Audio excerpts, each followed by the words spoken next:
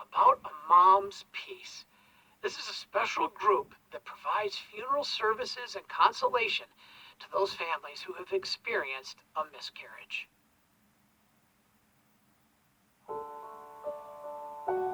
In 2014, Cara Palladino was anticipating the birth of her 7th child. She and her husband were at a routine ultrasound appointment at their hospital in Fairfax, Virginia. They chose the hospital because of its well-known and respected maternity program for families. They were excited about welcoming their baby into the world.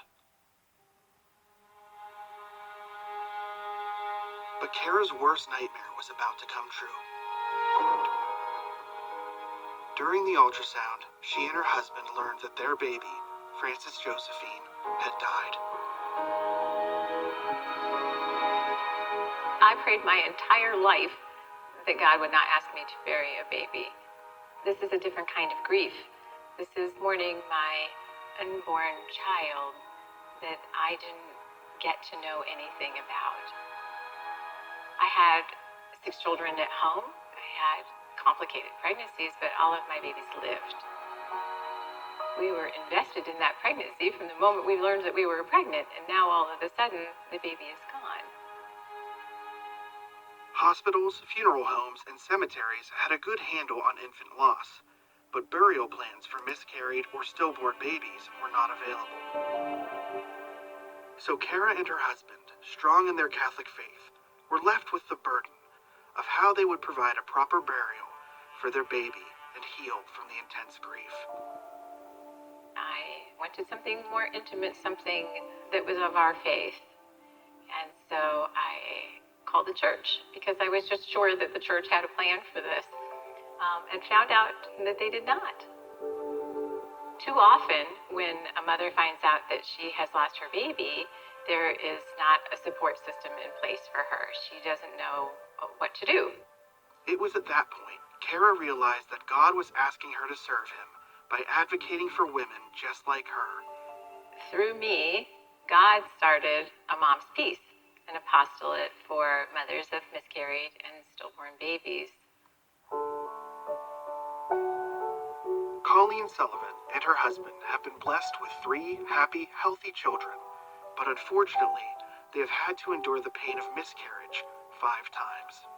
A Mom's Peace was a critical safety net of support during those dark days. I was in shock and disbelief. The next question was, what do I do next? Who do I call, and where do I lay my child's remains to rest? I placed a phone call to a Mom's Peace. Someone had told me about this wonderful organization that would help you in the wake of a loss. There were churches that couldn't help me. There were cemeteries who weren't available to offer me a tiny plot for my child.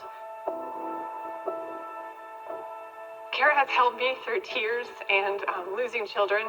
She has got down on her hands and knees and dug one of my baby's graves with me in the dead heat of August.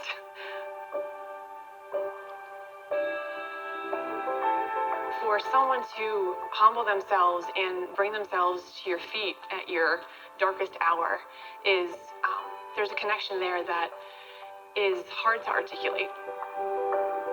Considering I've done a lot with online and Zooming, if there's a way to live stream it, we can. After Colleen lost her 5th baby, Cara asked her to use her communications background to assist a Mom's Peace in helping other women just like her. God just opened doors for us, one at a time, at the perfect pace, where she invited me to come along and help, and I'm eternally grateful. Hi, ladies. Kelsey! Cara and Colleen are among many parents who have answered yes to the call of giving back after losing a child.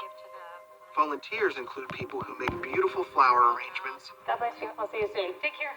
handcraft caskets, sew blankets, and make layettes that babies are laid to rest in. A Mom's Peace also has a volunteer who coordinates a very critical part of their online presence.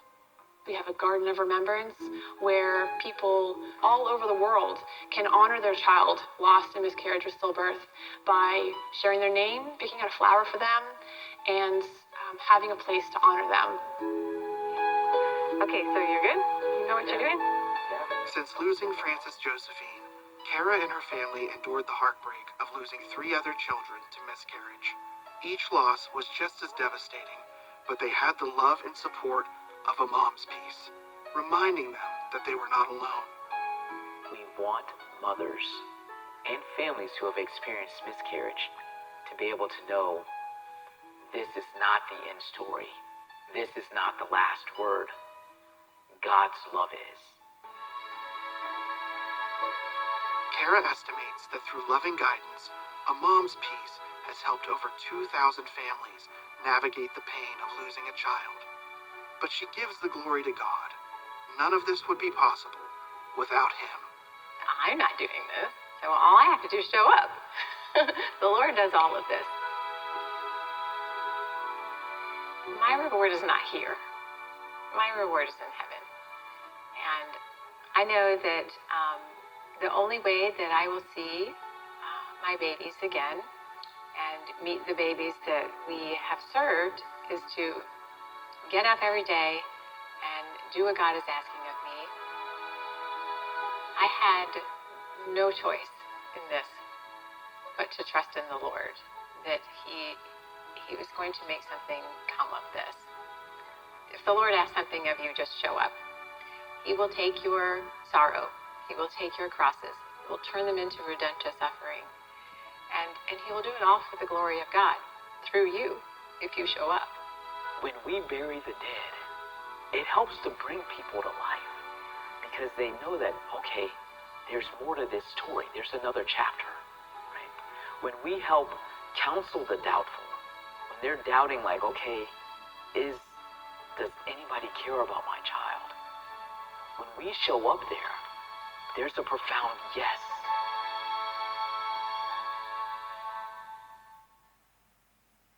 If you want to